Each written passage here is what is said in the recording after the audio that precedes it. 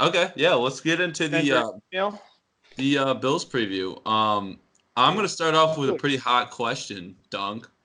You ready Okay. for it? I guess. All right. Is Mike Tomlin uh in the candidacy for Coach of the Year? All right. Yes, absolutely. I think if they win out, I think he can win it. Like if they win Yeah, out the regular season, I think he can win it. I would agree with that. I mean, Just because if you beat the Bills, who cares about the Jets? But if you beat the Bills and the Ravens, I think that's a pretty strong 11-5 is a stronger case than 10-6. You know what I'm saying? Or So 9-7. what's your reason behind it? Bouncing back from the quarterback controversy earlier in the year and all that kind of stuff. You think? Well, I think it's multiple things. I think a lot of people put it on that, but I mean, I'm not gonna put a lot on that because I know my brother's good. Like, obviously, he's starting to play Oh well, yeah, but it does. I mean, either way, you still lost Big Ben. I mean, Hall of Famer. I mean, yeah, right. that's a that's a right. big hit. And then you lose. James Conner's out for a while. Then you lose Juju for a while. I mean, that's all three of your 3 stars right there. Right. And then you're not doing good. You're 1-4. And then you're like, oh well, let's just try to get somebody for the draft or something. All of a sudden, then you make a trade and you get Minka, and everybody's questioning that. Like, why you get 2 picks? He's not worth it. All of a sudden, Yeah. you're 2-4, 3-4, 4-4. And you sit here 8-5, and since Minka came, they've actually been like the #1 defense in most every category. Yeah. Let's Yeah, I got talk some. about that I got defense for a some. little I bit. got some stats for you right now. Yeah, Actually, well, the he's number only. one in takeaways. Yeah, Yeah. Minka Fitzpatrick has only played 11 games for the Steelers. He has 5 interceptions and 2 forced fumbles, and Joe Hayden has 4 interceptions and 1 forced fumble. I mean, those two guys are just having a great year. I mean, Yeah, and dude. And then, I know like what saying was crazy. Like there was the whole culture there. Like, why did we just get Minka Fitzpatrick when we need a quarterback? yeah. And then, actually, Bud Dupree's having a career year. He has like 10 Yeah. and a half sacks. I think Contract year for him too. Yeah, and I saw a thing where he said he wants to stay too. He has no problem getting franchise tag either. Mm. Oh yeah. And then, Oh, and I why saw, would he want to leave? and then T.J. Watts, he's had people talk about him winning Defensive Player of the Year, and Yeah. I don't know if he should or not, but like he's having a great year. Those two edge guys are having a great year. Like I think they have the most combined tackles and sacks and tackles for loss with 2 edge players this whole season. Yeah, I think it does. I agree. I think it starts up front for the Steelers. I mean, those edge guys, you got Cam Hayward. Yeah, Cam Hayward in the and middle. Hargrave. Yeah, and then you got, I mean, first round pick Devin Bush. Yeah, he's putting it together. You got Devin Bush, and you got Mike Williams, and you got Mark Barron, who plays, and he's a vet. Like he's been there a while, and he's a good player too. Yeah. And then I think Mike Holton has stepped up a lot. He started off okay, but I think he's been playing a lot. I think once Minka got there, it changed the whole defense, and the whole secondary started playing better. Yeah, I agree. I think they obviously won that trade. The impact that Minka made just day one when he came in, he had like a pick 6 in his first game. Yeah. Yeah. I mean, he's 2 defensive touchdowns. Right. 5 picks. He's a ball hawk. I mean, that dude's all over the field. He's making every tackle. He's in on every play. Yeah, it just shows you like how if you get in the right system, you could just shine. And he found a home. I think if Nick Bosa wasn't having such a fabulous year, Devin Bush would probably win Rookie of the Year in defense. Yeah. Oh, yeah. He would be a good candidate for it too. But Nick Bosa is ridiculous. Yeah. He's having an unreal year. He's running away with that defensive Rookie of the Year. Yeah, yes, he really is. I've seen conversations where he could win Defensive Player of the Year. Yeah, for sure. I actually do like what you said about T.J. Watt, because I think he is a sneaky defensive player of the year candidate. Because I mean, like you said, he's just wreaking havoc on opposing quarterbacks and O-line. So definitely, I guess the Bills too, coming off a bad loss offensively from the Ravens. Like I'm as a Bills fan, I am scared of T.J. Watt. Yeah, especially giving up 6 sacks too last week. Yeah, but I look at this game like these two teams are very they're like mirror images of each other. Mm-hmm. I think Okay. they are. They rely on their defense, and They run the ball, and I mean Josh Allen's a great quarterback. Like I think my brother's great, but they don't put too much on him. Right. You know what I'm saying? They they want them to win the game and not I wouldn't say not lose it, but they want to get there and win the game. They ain't making them have to throw for 400 or 300, 400 yards a game. Mm-hmm. Yeah. But I guess when you got, it's the number 3 defense for the Bills, number 5 for the Steelers. I mean, I think they're very similar teams when you look at them. Yeah, I completely agree. I think, and that running the ball and just playing great defense, that's sort of just how the Bills and Steelers have always been, especially the Steelers. Yeah. They've always had that, tough, hard-nosed defense. Yeah, the steel curtain kind of defense. That's what the era we focused them with. Yeah. But actually, that's perfect timing. You mentioned Josh Allen. We're 2 big Bills fans, and we have our opinions on him, our probably biased opinions on him. But I want to hear what you have to think about him and his development since last year, being an ex-quarterback yourself. I like Josh Allen. I like him. I mean, obviously when he was coming out, you could see he was a little rusty. I mean, I say rusty, a little raw, I'd say.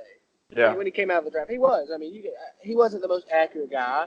I mean, dude had a cannon. I'm talking about a cannon. Probably people always talk about Patrick Mahomes on. I seriously think Josh Allen is still stronger. Like the dude can throw it over. Yeah. and he's sneaky athletic. I mean, like I say, sneaky. He's really athletic, actually, but people don't always say that. Yeah. I mean, but he is an athletic. He can make plays with his feet, and he's big. He'll run physicals if he has to. Oh yeah. We don't like when he does, but he can do it. Yeah, but he doesn't do it all the time. He's smart. Yeah. But since last year he was shaky. I really think he was just. Hey, Doug, do you remember when we were prepping for the Air Force game and we cut up a film of Wyoming and we were and coach was just like, man, he's going to the NFL. This guy's got a laser. It was kind of crazy, yeah, dude. It was bombs over Baghdad. That was what it was. Did you guys play him or did you play an opposing team? We played Air Force, who was in the same conference. I got you. That's pretty cool. Yeah, and we were cutting up film of him. I think it was his senior year, maybe, or it was his junior year film because it was his first game. So it was his previous year or his redshirt junior. So yeah, we were cutting him up, and our coach Ward was just like, man, this dude can laser the ball. And at first it was like he was on the radar basically. It was before he was kind of big, and he was like, man, this guy's gonna go to the league. Like he's all the hype. But yeah, I think he's improved a lot since last year. Like, and there's some game. I don't think he's had like a terrible game, bad game this year. But there's some games where he plays awesome. I think it's people say you have a high ceiling. I think he has a very high floor too. Yeah. Does that make sense? Yeah. I think he's got to the point where he might not play outstanding, but he's not gonna play bad. Yeah. I feel that's how he is. Right. I agree. So our amateur hour sports analytics team, aka us, we figured out that we were looking through his stats, and every game that the Bills have lost this year, Josh Allen has thrown for like less than 50% completion percentage, and we're trying to correlate that's kind of his his low point in my opinion. I mean he can get an accurate short. And he can kind of like lose track of himself and try to force too many things. Like last week, he tried to force too many deep balls, and he was just missing them. And we've kind of correlated that. Yeah. I want to ask you two guys because you guys are both quarterbacks. I'd imagine you both have pretty decent arms. I know Jake's is more like middle to whatever. Yeah. But anyway, so you have a quarterback like Josh Allen, and even Duck too. They have these big arms. It can really sling it. Where do you find that like middle ground where it's like, you're throwing the ball with too much power and maybe you need to take a little off or, give more accuracy? Like, how do you find a balance between the two? Well, I think Josh Allen has a stronger arm than my brother. I mean, he does. But one thing I think people who have the stronger arm, have stronger arms, I think it's harder for them to throw it shorter, accurate. Because I mean, it's an art to take speed, velocity off the ball. Like people understand, some people will throw a slant, they'll throw it 100 miles an hour, and you can't do that. I mean, sometimes you can, but or like a little drag across.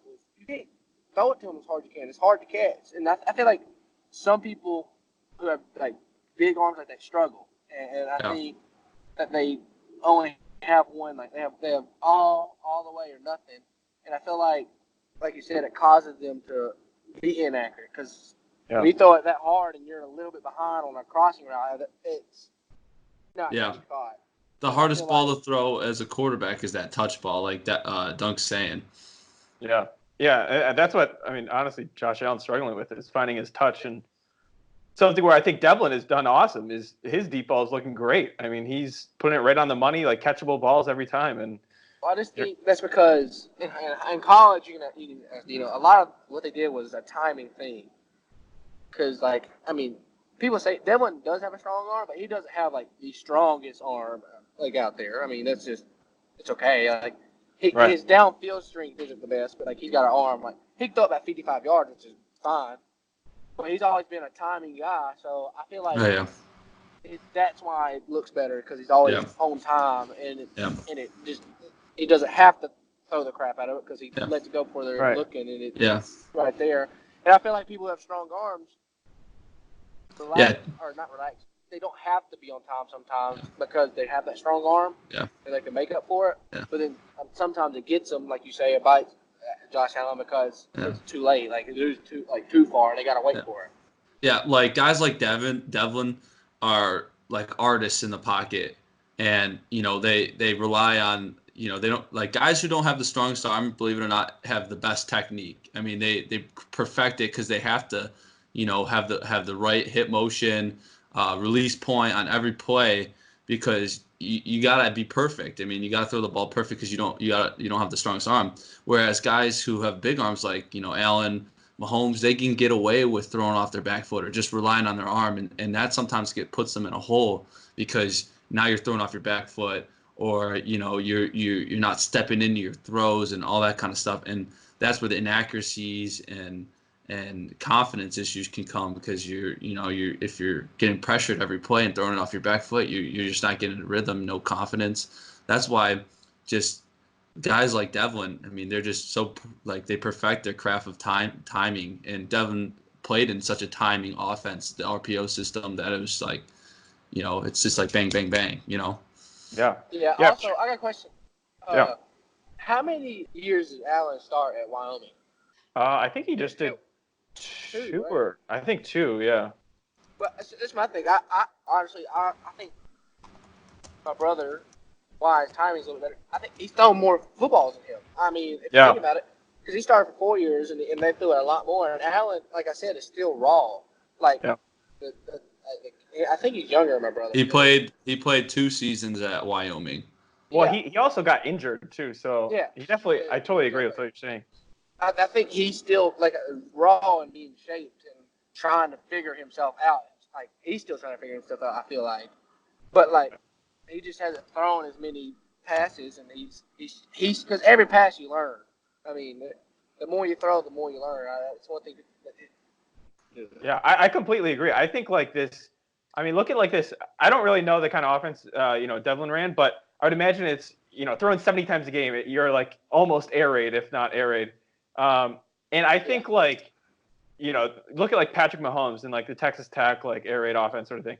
It's like, if you're throwing the ball, you're throwing the ball. Like when you can throw the ball anywhere. You know, if you know, it doesn't matter the level. I guess the FCS versus, you know, FBS, whatever.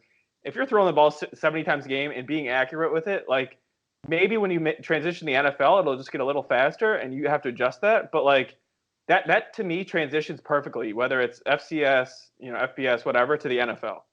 And I think that's what we're seeing. He's thrown more types of balls. Right. I guess that makes sense. Like, he's thrown 60 balls a game. There's going to be about at least 20, 25 different types you got to throw. Right. Yeah, and the whole route tree too.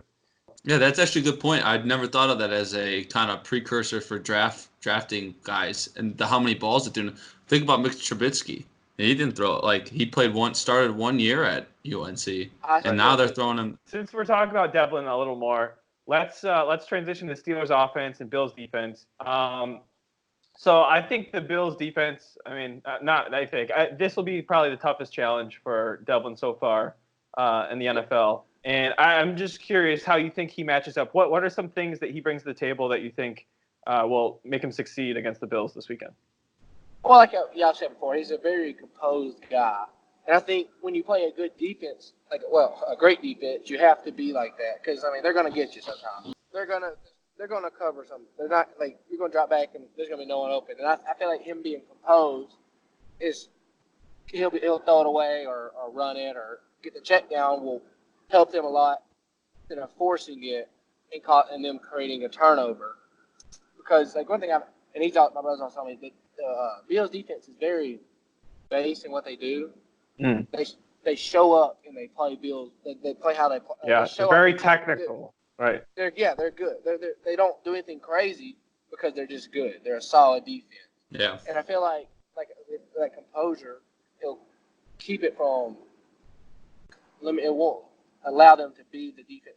I say that it won't allow them to be the defense that causes turnovers. Right. Yeah, I agree. You know what I'm saying? Yeah, for sure.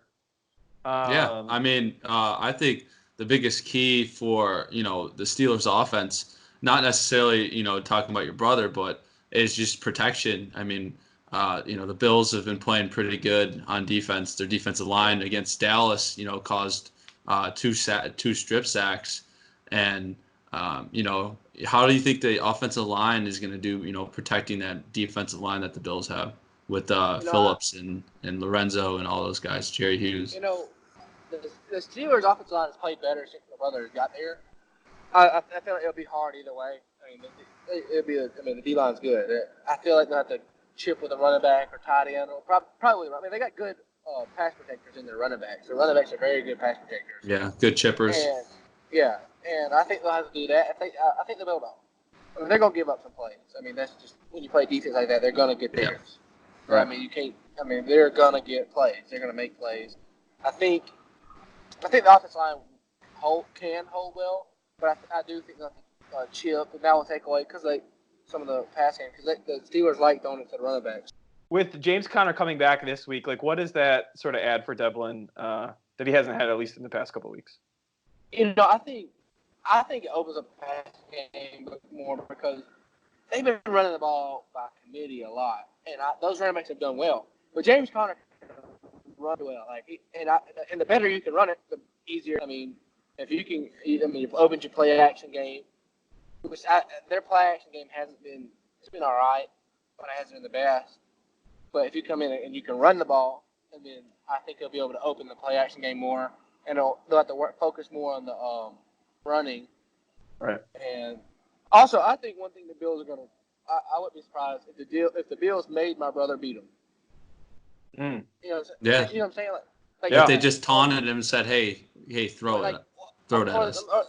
They load the box. Yeah. Don't let them run. I wouldn't be surprised if they don't let the Steelers run, which even though the Steelers have done a good job against teams, but I wouldn't be surprised if one bit they came and they loaded the box and made my brother beat them. He's still a young guy. That's an interesting fact. Yeah. Yeah, that's a good point because think about it. I think Devlin's done awesome, but if you're the Bills in this situation, it's he's this is his fourth game starting. This is a big stage, whatever. I would make him beat me too. Prove it. And if he starts beating them, you can always go back to playing your normal D. Yeah. Right. Yeah. That's a good point you made, Dunk, because that's and it ties back into what you said about your brother and Josh kind of being the same, because last week that's what we as Bills fans felt. It was almost the Ravens were like, "Hey, Josh, beat us," because they were playing cover zero, I think, a ridiculous amount against the Bills, just saying, "Hey, go deep. I dare you." That's a good point. I think that's what the Steelers will do to the Bills. I think as they should. I was thinking the same thing. It's going to be a very similar game plan for both teams, I would think. And if it's snowing, it's really going to be a dogfight, man. Defense can win the game. Yeah. Really, because honest, playing in the snow, it's hard to score. Oh yeah, for sure. I've never played in it, but I've watched people play in it. It doesn't come easy. Yeah, we've seen our fair share of snow games as Bills fans for sure. You talk about 2 years ago, our 2017 season when we played against the Colts, And, that was snowball. And again, we don't know if Juju's going to play or not, but out of the receiving core that the Steelers have been working with Deontay Johnson and James Washington, I feel like Duck has really developed a chemistry with Washington, and he's been giving him these 50-50 balls coming. He's been coming down with them, making big plays, touchdowns. What do you like from that chemistry they're sort of building there? Well, I've actually met James. I actually played with him on PlayStation. He's actually a cool guy. But, like, one thing, if you look at James since he's been in college, like, at Oklahoma State, the man was a beast. Like, he made plays all the time.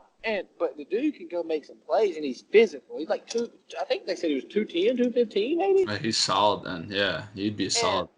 And they hang out all the time, him and Devlin. And people don't understand. Like, y'all do because y'all played it. Doing that outside of football helps during a game.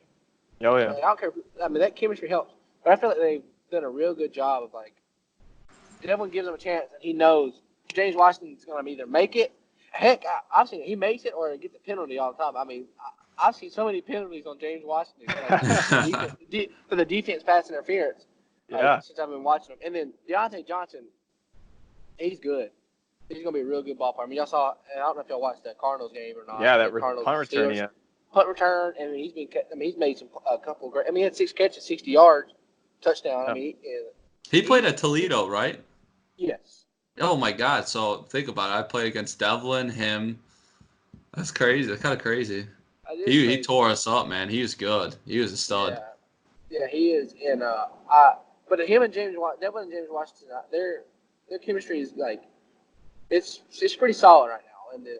And then you got Deion Kane was a great player at Clemson. Yeah, I didn't even know they had him until last week. Well, he tore his ACL senior season, towards the end. They got drafted 6th round last year by the Colts. Played his rookie season, didn't play much, and then he got signed by I think the practice squad, and he's been doing good. I mean, he's a good player. Yeah, I mean, he was he was right after Mike Williams. Everyone was saying like he was better than Mike Williams. I'm pretty sure at Clemson. He just tore his ACL. I mean, it just bad luck. I also saw James Washington and Devlin. They went duck hunting in Pittsburgh. Yeah, they do that. They go hunting a lot together. Yeah, they must be building quite the chemistry. And like you said, they hang out all the time. And for sure, it does translate, on the field. Jake and I can speak to it ourselves. Just always hanging out. And, oh, okay. Here we go. We did miss this part, huh? Well, Jake, I'll let you kick it off. We know y'all gonna choose. Listen, it's gonna be a battle. It's gonna come down, and the defenses are both gonna play awesome. It's really gonna come down to your brother versus Josh Allen. I mean, it's who's ever is gonna make more plays. Yeah, I 100% agree. I'm obviously not rooting against your brother. I root for him every week. I'm not rooting against really either team. I just want a good game. I think the Bills are gonna win though. I think I'd probably put it, close game, 24-21. Buffalo. That's respectable. I agree. And again, we're Bills fans, so if there's Steelers fans watching this, I'm sure blow up our feed, man. Yeah. Write us hate comments all you want. I am scared. I can tell you what I'm definitely scared about. It's in Pittsburgh. That place is gonna be going crazy. Oh yeah, prime time. Pittsburgh. Pat McAfee's gonna be there. Is he? Yeah, my brother are friends. He said he's gonna come to the tailgate with us for the game. I said, let's go. Oh, that's awesome, dude. That's so sweet. Hey, I'm gonna send y'all a video of me jumping through a table. Yeah. Please, dude. Please. I will give you that right as a Bills fan. Yeah, I mean it's gonna be a huge game, and the atmosphere is gonna be great. Like we just said, it's going to come down to the quarterbacks, whoever plays better. And if either team wants to win, it's going to be whoever wins the turnover battle is going to win, I should say. And I'm going to go with the Bills. I think I don't know. I'm hoping Josh Allen can just rebound and outduel a really good QB over there on the other side. I mean, I hope it's a high-scoring game, man. That'd be awesome. Well, I don't think it will. I don't think it will, but here's my goal. I think it's going to be a hard-fought game. First quarter, it's going to maybe be 3-3, 7-7. Second quarter, or about halftime, maybe 14-14, maybe 10-10. Final score is going to be 31-28 Steelers. They're going to blow it up the second half. Okay. Like All right. that. I like that. Prediction. I like that. You know how every time big defense that comes, that's a defense game, all of a sudden, well, what the heck? There's just so many. There's just it's a high-scoring offensive game now. I mean, you know how it is. Well, look at that.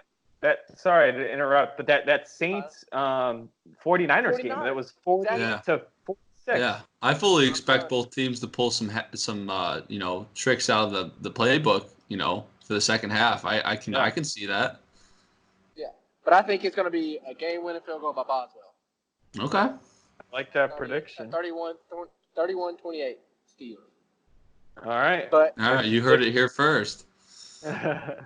If the Bills win, they're in the playoffs. If the Steelers win, they're taking over that 5th seed for sure. And that way, if the Steelers win, they can lose a game and still be in. Yeah. Because they'll have the head-to-head to the Bills. If the Bills win, they're in. The Steelers can just have to win out, and hopefully they just need the Titans. I think they'll both get in. I think the Titans will lose maybe all 3 of these last games, but at least one. Because I mean, they played the Texans, Saints, Texans. I think really? I think they split with the Texans. Yeah. I can't see them winning both. I think the Saints beat them too. Yeah. Right. We've been raving about Tannehill lately, so. I'll root against him though if that means you guys keeping your playoff spot, because I think you guys would be a better team in the playoffs than the Tennessee Titans for sure, and that would just be so cool for your family and Dev if you guys made it to playoffs. And so after awesome. the Steelers get the win, it's going down. Honestly, for you, I hope they do. For you, I do hope they win. I think that was a great prediction by you, and hopefully it's just a really great game this weekend. I'd really like to thank Duncan for coming on this video and just opening up with us about his life and his brother, his relationship with his brother, and it's really cool knowing him and get to see the success of his brother, who he deserves everything. Yeah, I really appreciate him taking the time out and breaking down games with us. So I kind of got really pumped up when we were talking. So, I'm looking forward to this game. Trent, you got any last thoughts? Yeah, no, just want to say thank you again, Duncan. I thought your analysis was awesome. Talking about your brother was awesome. Talking about yourself too and your family. Like, it was just really good. And, you're always welcome on. We hope to have you on again soon. Maybe we'll do a playoff episode or something, have you on. But just, again, want to thank you. And best of luck to you and your family moving forward. Any last thoughts, Dunk? No, I just appreciate y'all having me on here. I love football. I love talking about it. It's a big game. It's fun to get know some Bills fans, some people that I get to talk to. Because I don't really know many. I was your first Bills fan, I'm pretty sure, wasn't I? Oh, 100%. You're not. Yeah, I didn't know any other Bills fan until I met you. Yeah. Still probably the only one. But it was great being on here, and I appreciate it. It's always fun. All right. Well, we'll see you in the next video. Thanks for watching. All right. See ya. No problem.